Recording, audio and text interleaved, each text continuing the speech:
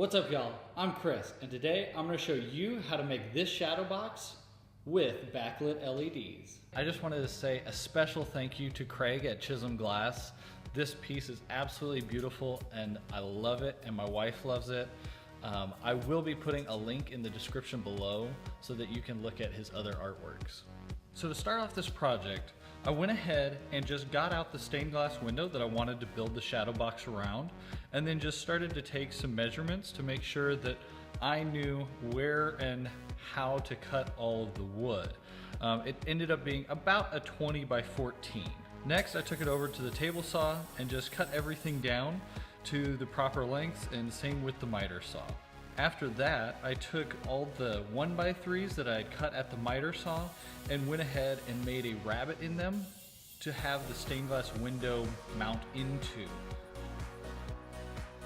I've gotten everything cut and I've got my grooves in here. They are a little bit rough still, but I'll be cleaning that up shortly. So now just a quick test to make sure everything's gonna fit.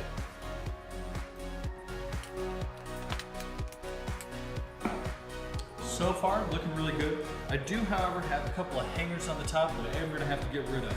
Sorry, Craig.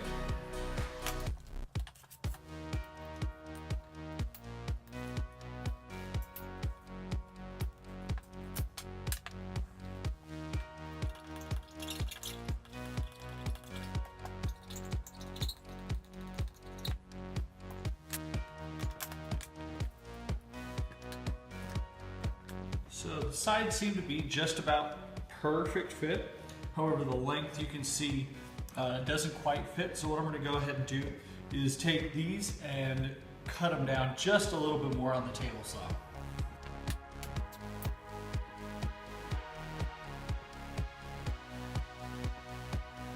I just had to take those rabbets and make them just a little bit deeper.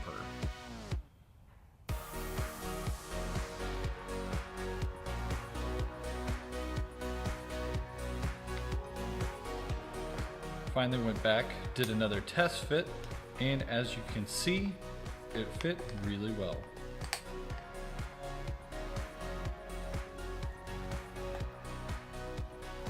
So there we have it.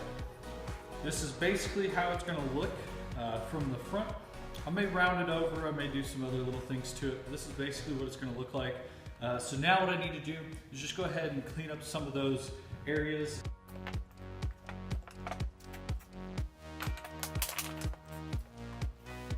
After I knew that the stained glass would actually fit into the rabbets that I made, I proceeded to clean up the 45-degree cuts that I had. Since I did do it on a table saw with multiple passes, it was pretty rough. So I just took a chisel and slowly whittled it down just to make it a little bit more flat, and then I also did use some sandpaper. Again, it didn't have to be perfect since I was just mounting LED lights to it. However, I did want it to have some smoothness to it so that the adhesives would take to the wood.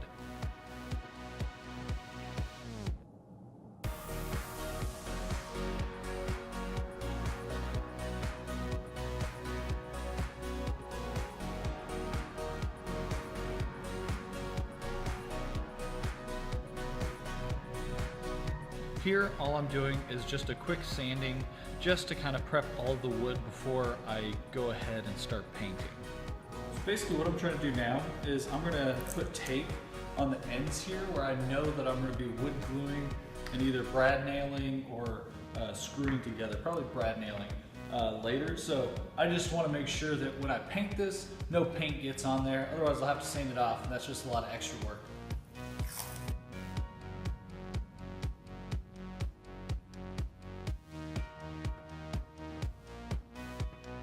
Here with applying this tape, I did originally start by trying to cut it off with a razor blade, but that ended up proving to be more difficult than it was worth, and just tearing the tape ended up being the best option. Just giving it the first coat. Again, I probably should have gone with a roll-on, especially for the back, but I did have the spray paint, so that's what I used. So now that I've got everything painted, I'm gonna go ahead and take off the tape that I put on there, and then I'm gonna be able to put this together with a brad nailer and some wood glue. Once everything was painted, I got the wood glue out, and I got some of my 90-degree clamps out. The wooden clamps that I use, all they are is a block of wood that has a 1-inch hole drilled through it, and then a 45 was cut in each direction so that there's 2 pieces to it, and you can clamp that with a normal quick grip style clamp.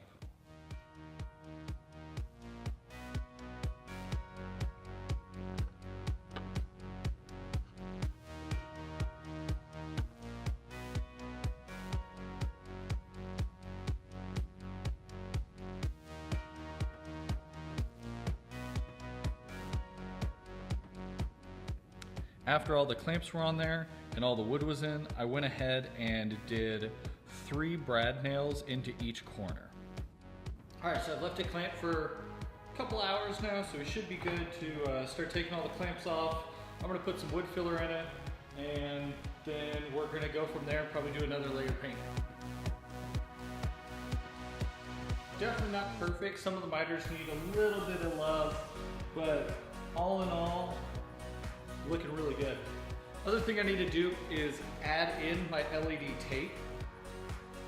So on the back of it we have kind of a adhesive, but I'm not so sold on that. I'm not sure that it's gonna work out just right.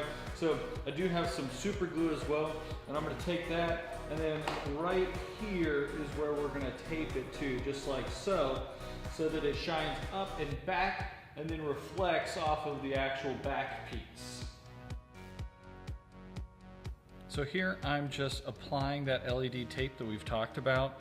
Again, it wasn't necessarily difficult. I think the hardest part was making sure that I didn't super glue my fingers to the actual LED lights at the same time.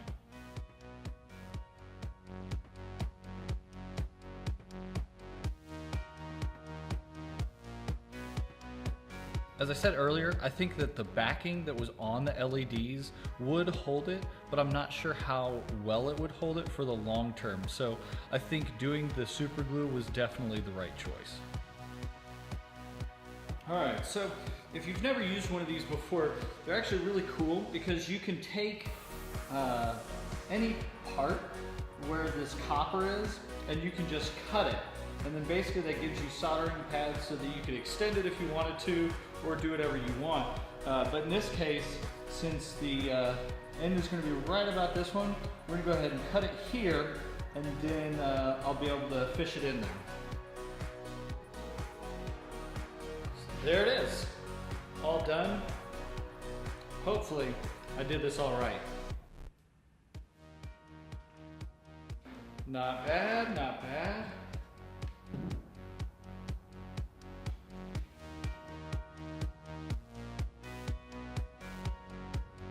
So after all the LED lights were in, I then needed to get the power cord out the back. I decided to do that by just drilling a hole in the back panel.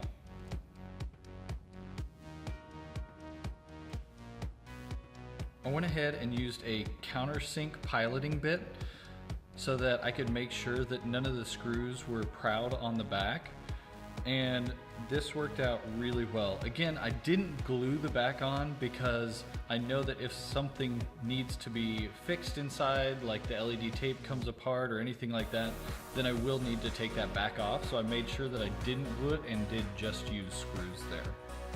So here all I'm doing is taking tape and covering over the glass. I do still have a lot more work to do on it, like puttying and painting again for the final time. So I wanted to make sure that nothing got on the glass and that I didn't hurt the glass in any way. So I went ahead and just covered it with painter's tape.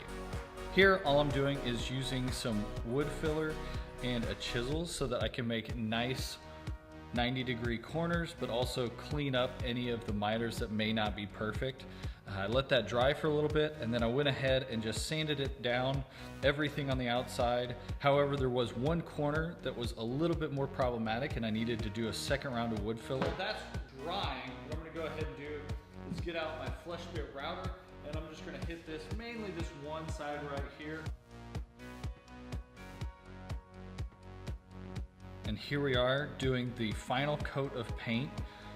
Didn't really need much. It was just a light touch up and mainly to cover up all of the brad nail holes that got wood puttied and the miters that got wood puttied. If I were to do this project again, I would probably use roll-on paint for the back, since doing the spray paint took a lot of time and it used up a lot more paint than it needed to. And here it is, the final product. It does have dimmable LEDs in it, which are absolutely fantastic. And again, I want to just say a special thank you to Craig at ChismGlass for this beautiful work of art.